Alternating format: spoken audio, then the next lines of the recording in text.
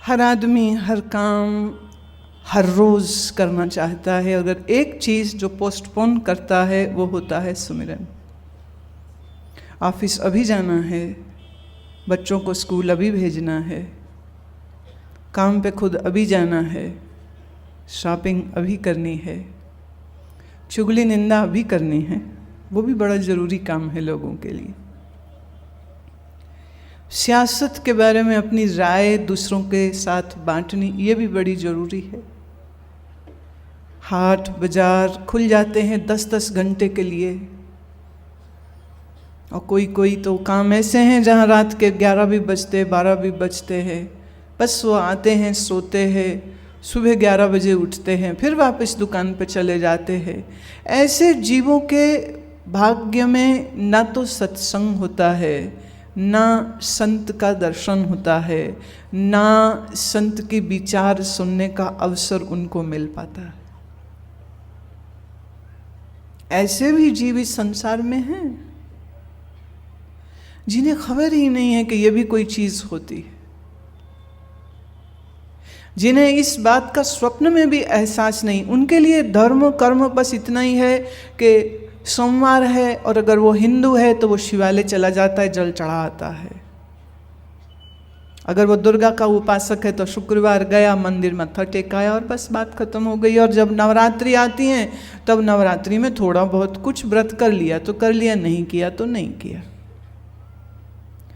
किसी के लिए धर्म बस इतना ही है कि शुक्रवार को जाके नमाज पढ़ाता है मस्जिद में, दिल को सुकून होता है, खुदा के खाते में लिखा आता है कि देख ले मैं तुम्हारी मस्जिद में आया था, मस्जिद पे जाके मैंने तेरी नमाज भी पढ़ ली थी।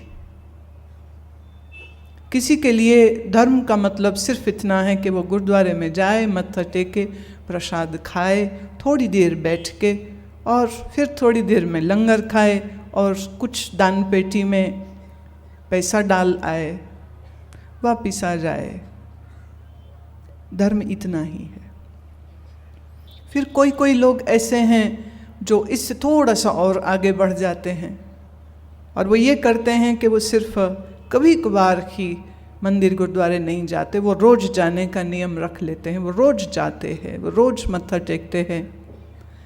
फिर थोड़ा और आगे बढ़ते हैं तो वो फिर ये नियम रख लेते हैं कि वो कुछ ना कुछ पाठ ज़रूर पढ़ेंगे, कुछ ना कुछ जो भी उनकी श्रद्धा है, जिस ग्रंथ में भी उनकी आस्था है। तो कोई जपजी साहब पढ़ता है, कोई हनुमान चालीसा पढ़ता है, कोई सुंदरकांड पढ़ता है, कोई रामायण की चौपाइयों को पढ़ लेता है।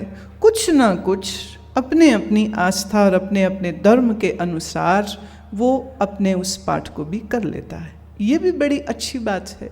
पर ज़्यादा करके मैंने देखा लोग धर्म की इसी सीढ़ी पे आके अटक के रह जाते हैं और फिर इस सीढ़ी पर आकर के वो ऐसे जम के बैठते हैं कि जैसे आगे कुछ है ही नहीं, कि आगे कोई मंजिल ही नहीं है, कि आगे कोई रास्ता ही नहीं है। वो फिर इसी में लग जाते हैं, हम इतने पाठ करते हैं, तुम कितने करते हो, और फिर पाठ की लड़ी चलती है और फिर दिन रात पाठ होते हैं। फिर कभी कभी ऐसा वक्त भी आता है कि बैठ के सब पढ़ रहे हैं, सब पढ़ रहे हैं, सब पढ़ रहे हैं, पढ़ते जा रहे और ये भी भूलते जा रहे, पढ़ गड्डी लद दिए, पढ़िए साथ, पढ़िए जेते बरस बरस, पढ़िए जेते मास, पढ़िए जेती आरजा, पढ़िए जेते श्वास। नानक लेखे एक गल और हमें चखना चाक। पढ़ ले, कितना पढ़ेगा तू? पढ़ के गड्ढे भर दे तू। इतना पढ़, इतना पाठ पढ़, इतना पाठ पढ़, इतना पाठ पढ़। उस समय में गड्ढे होते थे, अभी भी यहाँ पर हैं, पर चलो आज हम ट्रक बोल देते, ट्रेलर बोल देते हैं। ट्रक भर ले, ट्रेलर भर ले। तू इतना पाठ पढ़े कि तेरे हर श्वास में पाठ चल रहा हो। तू इतना पाठ करे कि पढ़िए जेती आरजा, आरजा माने जितनी उम्र है तेरी, इतनी उम्र तक, तो माने जब तक जिंदा है तो तब तक पाठ पढ़ता रहे। लेकिन आशादीवार की ये वाणी में गुरु नानक देव महाराज के इस अद्भुत वाणी का अनमोल रतन, वो कहते हैं नानक लेखे एक गल होर हमें चखना चाक। इतना पढ़ के सिर्फ तेरा हमें हाँ मतलब आय, मैंने अपनी आय को बड़ा बना लिया। हाँ मतलब मैं, हाँ मैं, हाँ प्लस हाँ, मैं प्लस मैंने मैं और बड़ी हो गई, अहंकार और बड़ा हो गए। दो तरह के अभिमान होते हैं इस दुनिया में। एक जो बहुत ज़्यादा पैसा कमाते हैं, धनवान होते, तो उसे अपने पैसे का अभिमान होता, मेरे पास बहुत पैसा है। और फिर इस दुनिया में कुछ ऐसे लोग भी हैं जिनको अपने पाठ करने का अभिमान होता। मैं सुबह 1 बजे उठ के स्नान करके पंचवाणी पाठ करता हूँ, मैं सुबह उठ करके पूरी रामायण वाचना शुरू होता हूँ और शाम तक रामायण को पूरी पढ़ लेता हूँ, एक ही दिन में पूरी रामायण पढ़ लेता हूँ। इतना अभिमान इस बात का माना भाई बहुत बड़ी बात है। तो सुबह 1 बजे उठता है, माना ये भी बड़ी बात है कि तू बैठ करके पूरे पाठ पढ़ता है, पर पाठ का ही अभिमान हो गया तो बात क्या रह गई। जिस दवा को खा के रोग दूर करना था वही दवा तेरे रोग को और बढ़ा दे, तो ये तो बड़ी अनोखी और बड़ी खराब बात हो गई।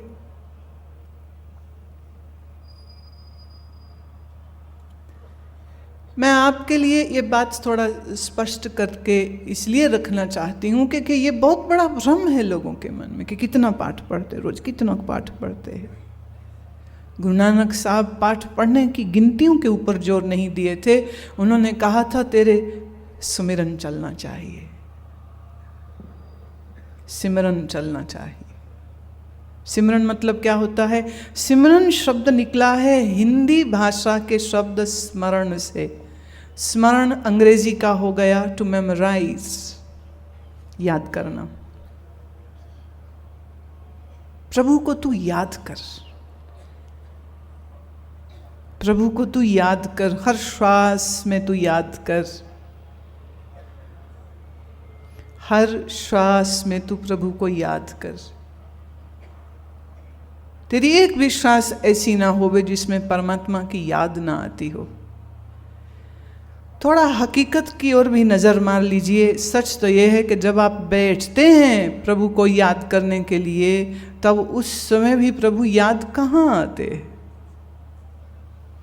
घर के काम याद आते हैं, बाज़ार में क्या खरीदना याद आते हैं, किसने मिलने आना है ये याद आता है, किसके घर जाना है ये याद आता है, कौन सी गवर्नमेंट के ऑफिस में मीटिंग है ये याद आता है, बिजली का बिल भरना है ये याद आता है, टेलीफोन का बिल भरना है ये याद।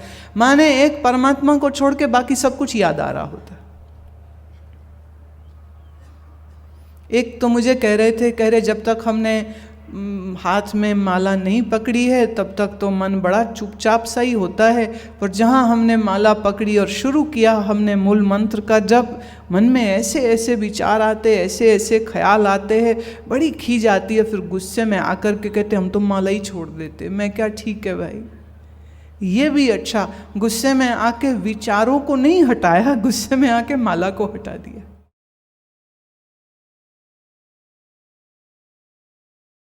मैंने ये बात उस दिन भी कही थी कि आपने हर चीज़ सीखी है, खाना बनाना हो कि खाना खाना हो, याद करिए। या अभी भी किसी छोटे बच्चे वाली माँ को देखिए, वो कैसे बच्चे के मुंह में जब खाना डालती है तो उसको कहती है अच्छा अब मुंह बंद करके खा, अब बाहर मत गिरा। वो खाते खाते बोले तो टोकती है, खाते हुए में बोलते नहीं है, मुंह बंद करके खाओ। और कभी कभी बच्चे चिढ़ाने के लिए फिर मुंह खोल के खाते हैं और माँ को फिर टोकना पड़ता है कि नहीं बेटे मुंह बंद करके खाओ। खाना कैसे खाना है ये भी हमको हमारी माँ सिखाती है। हाथ में पेन कैसे पकड़ना है, पेंसिल कैसे पकड़नी है, ये भी माँ बाप सिखाते हैं। का कैसे लिखना, खा कैसे लिखना, ए कैसे लिखना, बी कैसे लिखना, ये भी हमें किसी ने सिखाया है तो हमको आया है। कार कैसे चलानी है ये भी या तो किसी से सीखी है या किसी को चलाते हुए देख के खुद ही एक्सपेरिमेंट करने लग जाते हैं, वो बात अलग है। लेकिन हमने हर चीज़ सीखी है। अच्छा खाना बनाना सीखा है, कपड़े कैसे सिलते हैं ये भी सीखा है। फैशन इंस्टीट्यूट्स है, निफ्ट है, फैशन टेक्नोलॉजी सिखाने के बहुत सारे इंस्टीट्यूट्स हैं जहाँ जा कर के बच्चे जो है डिग्री करते हैं, डिप्लोमा करते हैं। और एक बहुत अच्छे डिज़ाइनर बनने के लिए बड़ा संघर्ष करते हैं। 4 साल का उनका ट्रेनिंग पीरियड होता है। मैंने कुछ एक स्टूडेंट्स को देखा है कि वो कैसे एक एक चीज़ को, कपड़ा बनता कैसे है, उसकी वीविंग कैसे होती है, स्टिच कितने प्रकार के होते हैं, कपड़े कितने प्रकार के होते हैं, ड्रेस मटेरियल कितने प्रकार का होता है, और कितने प्रकार के डिज़ाइन से हम एक ही चीज़ को बना सकते हैं। बच्चे वो भी सीखते हैं। जब हर चीज़ आपने सीखी है तो क्या आपको ऐसा नहीं लगता कि लॉजिकली सुमिरन कैसे करना चाहिए ये भी किसी से सीखने की ज़रूरत थी? जो बाकी चीज़ें बिना सीखे आपको नहीं आई हैं, तो सुमिरन में मन लगाना कैसे आ सकता है अपने आप? वो भी ये बात सच है कि हमारे मन का आधार वही परमेश्वर है, लेकिन उससे बड़ा सच आज ये हो गया है कि हमारे मन पर अज्ञानता का जो पर्दा पड़ा है, उस पर्दे के कारण हम आँख खोल के बाहर दुनिया को तो देखते हैं, दुनिया को तो समझते हैं, लेकिन अपने ही मन के अंदर बैठे परमात्मा को नहीं समझते। और जब समझ नहीं लगती है परमात्मा की, तो मनुष्य अपनी बुद्धि के अनुसार कुछ कोई रूप बना लेता है कि परमात्मा ऐसा होगा, ऐसा होगा, ऐसा होगा, कैसा होगा। ये भी बड़ा भ्रम होता है, और यहीं पे आके झगड़े भी आ जाते हैं धर्मों के। एक ने कहा भगवान श्री कृष्ण होता है। आज श्री कृष्ण से जो पूछा था अर्जुन ने, तो श्री कृष्ण कहते थे अव्यक्तम, मैं अव्यक्त हूँ, ब्रह्म अव्यक्त है, अस्पर्शम अरूपम, उसको स्पर्श नहीं कर सकते हैं, उसको आँख से देख नहीं सकते हैं। जिसको आँख से देखा जा सके वो माया है, जिसको आँख से देखा जाए, कान से सुना जाए, हाथ से छुआ जा सके, वो माया का बना हुआ पंचभौतिक समान हो सकता है। पंचभूत क्या है? पृथ्वी, अग्नि, वायु, जल और आकाश। इन पंच तत्वों से बने हुए शरीर और इन पंच तत्वों से बनी हुई जितनी आप कायनात देख रहे हैं, सब चीज़ें उसी से तो बनी है। लेकिन इन पंचभूतों का भी जो आधार है, जो इन पंचभूतों के बनने से भी पहले था, उसी को परमात्मा कहते। पृथ्वी, अग्नि, वायु, जल और आकाश। आप देखिए आपका शरीर किसका बना है? क्या आपके शरीर में पंचों के पंच तत्व नहीं है? पृथ्वी से ही आपके शरीर में हड्डियाँ, आपके शरीर में मांस, आपके शरीर में मेद माने फैट, ऑर्गन्स सारे बने हैं। आपके शरीर में जल है, आपके शरीर में जल भी है। जल कितना है, कितना अनुपात है? सच तो यह है, अगर आपके शरीर से पूरा जल निकाल दिया जाए तो शरीर तो मर जाएगा। रक्त खून को ना भी निकालें, अगर सिर्फ पानी की मात्रा ही कम हो जाए तो डिहाइड्रेशन से भी आदमी की मौत हो सकती। आपके शरीर में अग्नि है, टेम्परेचर लेते हो ना, थर्मामीटर मुंह में डालते हो, टेम्परेचर देखते हो। यही बढ़ जाए तो बुखार हो जाता है, यही कम हो जाए तो कमज़ोरी की निशानी होती है। और अगर कहीं किसी का टेम्परेचर चला जाए 70 पे, तो समझिए उसका तो राम नाम सत्य होने वाला है। अगर कोई तुरंत के तुरंत उसको मेडिकल असिस्टेंस नहीं दी जाए। तो हमारे शरीर में अग्नि भी है, हमारे शरीर में वायु भी है। ये जो सांस लेते हो, ये वायु ही तो अंदर जा रही है। और जो आप सांस लेते हैं, वह सांस, वो हवा फेफड़ों में जाती है और वहाँ पर गैस एक्सचेंज होता है।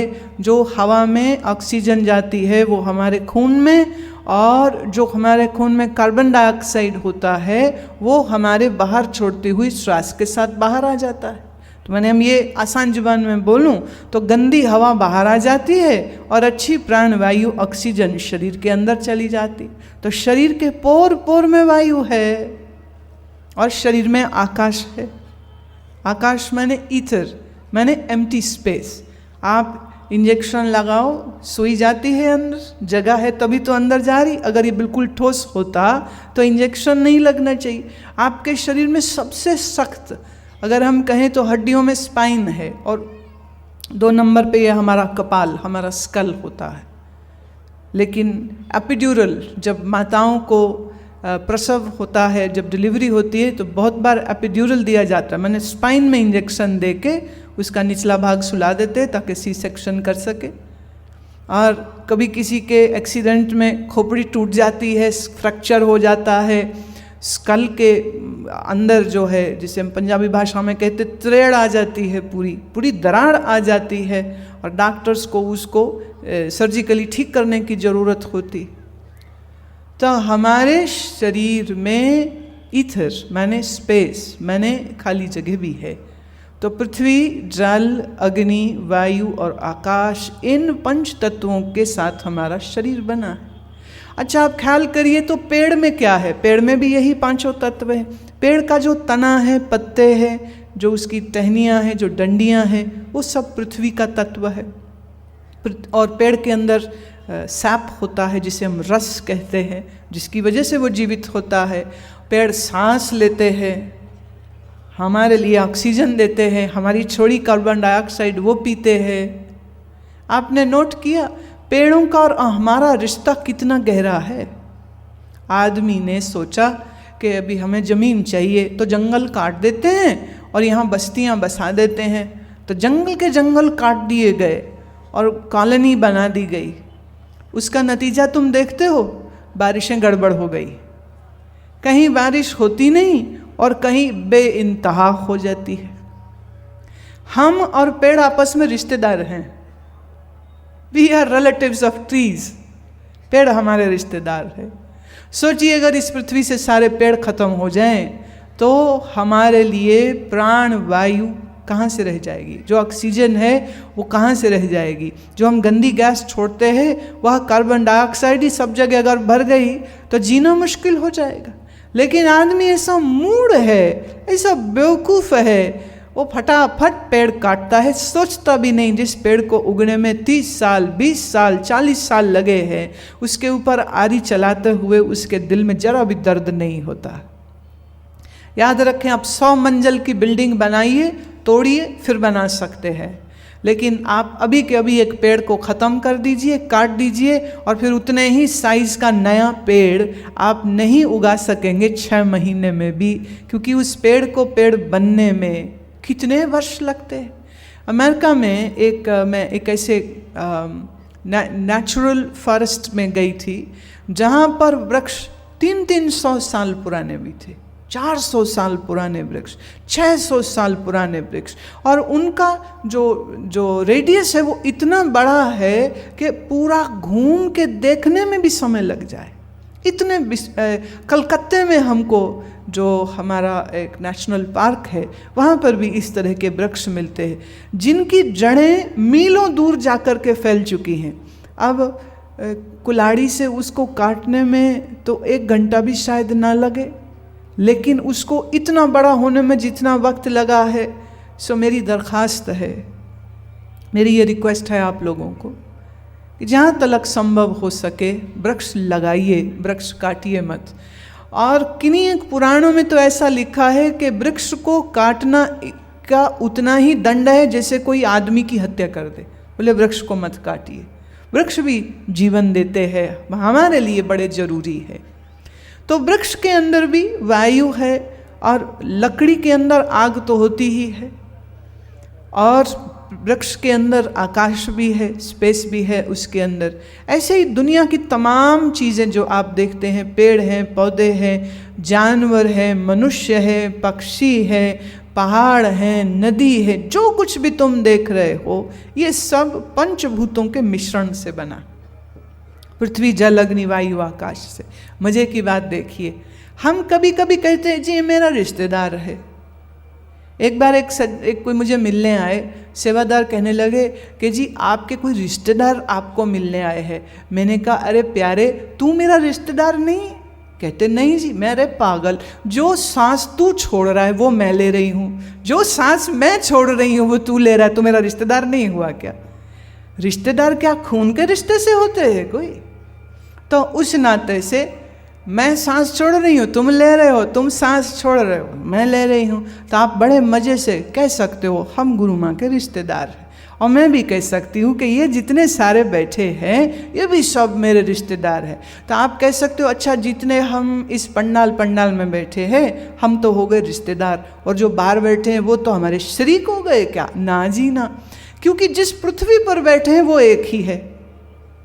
अच्छा एक बात बताइए, अगर कहीं भूचाल आ जाए तो बाकी सब जगह आएगा और तुम्हारे मकान में नहीं आएगा? अगर कहीं यहाँ इस एरिया में भूचाल आ जाए तो सबको एक समान आएगा। अगर कहीं बाढ़ आ जाए तो एक समान सबके घर खेत खलियान डूब जाएंगे। अच्छा तेज हवा चले तो उसका नतीजा क्या सबको नहीं भोगना पड़ेगा? अमेरिका में अभी जो तूफ़ान आया उस तूफ़ान का उन्होंने नाम रखा था सैंडी, क्योंकि बहुत तूफ़ान आते हैं तो वो वार्निंग के लिए भी इस समय कौन आ रहा है वो पता नहीं इनका क्या रिवाज है, और हमेशा ही वो कोई ना कोई महिला का नाम रखते हैं। आज तक अमेरिका के जितने तूफ़ान आए हैं ना किसी पुरुष का नाम नहीं रखा गया, पता नहीं हर बार औरत का नाम रखते हैं। एक ने पूछा व्यंग से कि ऐसा क्यों होता है, तो उन्होंने कहा ऐसा है कि तूफ़ान एक ही जेंडर लाता है तो उसी का ही नाम देना उचित होता है। तो जब सैंडी ये आया है अभी तूफ़ान, तो न्यू जर्सी और न्यूयॉर्क मैनहट्टन जैसा एरिया जो है उसका निचला जो डाउनटाउन एरिया है वो आधे से ज़्यादा डूब गया। 6-6 फुट 10-10 फुट 20-20 फुट पानी में। और अमेरिका जैसा मजबूत और ताकतवर देश जो बहुत न्यूक्लियर वेपनरी रखता है, बड़ी सत्ता रखता है, सब दूसरे देशों को हुल देता रहता है, वो सैंडी के सामने कुछ नहीं कर सका कुछ क्या? बिजली बंद हो गई। हमारे बहुत से लोग जो न्यू जर्सी में है, न्यूयॉर्क में है, तो उनसे खबर मिल रही थी 6-6 दिन 8-8 दिन तक लाइट नहीं आई। मैंने कहा कोई नहीं, हिंदुस्तानियों को तो रोज़ का अनुभव है, बत्ती गई तो गई, पता ही नहीं कब आनी है। आप लोगों को पहली बार अनुभव मिल रहा है तो अब बिजली की कीमत तो समझोगे आप।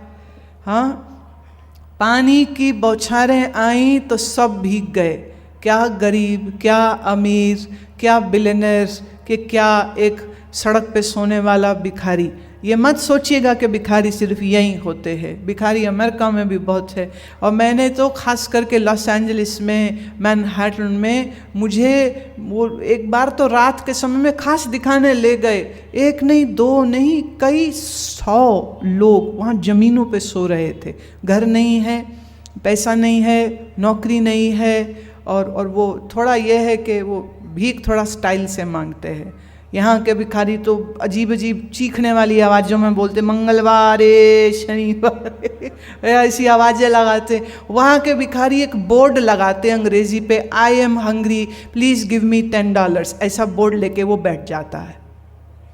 और जो भी आता है ना उसको ऐसे बोर्ड दिखाता रहता है, आई एम हंग्री, या लिख देता है आई एम होमलेस, मेरा कोई घर नहीं है, कृपया मुझको कुछ पैसे दीजिए। तो ये जो तुम लोगों के दिमाग में एक शगुफा भरा पड़ा है ना कि अमेरिका का वीज़ा लग जाए, कनाडा का वीज़ा लग जाए तो बड़े स्वर्ग में पहुंच जाएंगे, किसी गलती में मत रहिएगा आप। ऐसा कुछ नहीं, वहाँ पेड़ों पे डॉलर नहीं लगे हुए कि तुम जाओगे तो तोड़ तोड़ के अमीर हो जाओगे। वहाँ भी मेहनत करनी पड़ती है। मैं ये कहती हूँ जो वहाँ मेहनत करनी पड़े तो यहाँ भी मेहनत कर लीजिए भाई। अपना देश तो अपना देश है, अपना मुल्क है, अपनी बोली भाषा है। ये सब छोड़ कर के आप कहाँ धक्के खाते फिरते हो? खैर, किसी की मर्जी है तो भाई सोने खा तक के सानू की साडा कम सी बोलना सी बोलता। हाँ, क्या कर सकते हैं? करोगे तो आप वही जो आपको करना है, मेरे कहने से आप कहाँ अपनी ज़िंदगी को बदलते। काश तुम बदलते तो मुझे भी बड़ी खुशी होती। करोगे तो तुम वही जो तुमको करना है। खैर, वापस मैं अपने विषय पर आती हूँ। एक सैंडी स्टॉर्म आया, एक तूफ़ान आया और उसने सबको बराबर करके रख दिया। क्या अमीर, क्या गरीब, सब लाचार हो गए। सबको भूख का भी सामना करना पड़ा और कुछ लोग लापता हो गए समंदर की लहरों में। जब सुनामी जापान में आया था, 2 साल से ऊपर हो चला है, जब सुनामी जापान में आया है, आप जान के हैरान होंगे, जापान से अमेरिका के बीच में कम से कम 3 बड़े समंदर। 2 साल बाद जापान के किसी घर से निकला हुआ फुटबॉल लॉस एंजलिस के किनारे पर एक अमेरिकन को मिला। अब उन्होंने जिस फेल्ट पेन से या जिस पेन से लिखा होगा, उन्होंने जापानीज़ में बच्चे ने अपना नाम लिखा होगा फुटबॉल पर। वो फुटबॉल लॉस एंजलिस में मिला और उन्होंने पूछा कि भाई क्या लिखा है। और जब किसी जापानी भाषा जानने वाले ने पढ़ा, बोले ये तो उसी क्षेत्र का है, क्योंकि उस पर बच्चे ने अपना एड्रेस लिखा हुआ था और अपना नाम लिखा हो। कहाँ जापान की बॉल और कहाँ अमेरिका। जापान से ज़्यादा तकनीक में, टेक्नोलॉजी में कोई देश आगे क्या होगा। लेकिन एक सुनामी का झटका आता है तो कितना त्रासदी, कितना भयंकर वो दृश्य था, जहाँ जैसे कि प्रलय आ गई हो और सब जैसे धरती वो अंदर समेट लेगी। प्रभु ये थोड़ा ना अपनी अहंकार को नीचे रख के जिया करो। आज पृथ्वी हिल नहीं रही है, शुक्र करिए। आसमान फट के सिर पे नहीं गिर रहा तो शुक्र करिए। कि ज्वालामुखी नहीं फूट रहे हैं तो शुक्र करिए। क्या मैं तुम करते रहते हो, मैं कर दूं, मैं वो कर दूं। तू क्या करेगा बेटा? जरा सा धरती एक झटका दे दे ना तो चीखे मारता हुआ कोने ढूंढेगा कि मैं बचूं कहाँ पर। ये सारी लीला पंचभौतिक जगत की जो चल रही है, जिस प्रकृति के द्वारा चलाई जा रही है, उस प्रकृति को ताकत, शक्ति, सत्ता परमेश्वर ने दी है। हमारा शरीर पंचभूत का है और इस पंचभूत के बने हुए शरीर का व्यवहार बाहर पंचभूतों से होता है। मुझे एक बात बताइए, थोड़ा मैं इसे और आसान करूं, पंचभूत बोलूं, तुमको पता नहीं है कौन भूतों की बात कर रहे हैं तो छोड़ दिए। भूत मतलब होता है एलिमेंट, एज सच। भूत मैंने एलिमेंट, मैं एलिमेंट या भूत शब्द नहीं बोलती, मैं इसे आसान कर देती हूँ। शरीर हमारा बना है मिट्टी का।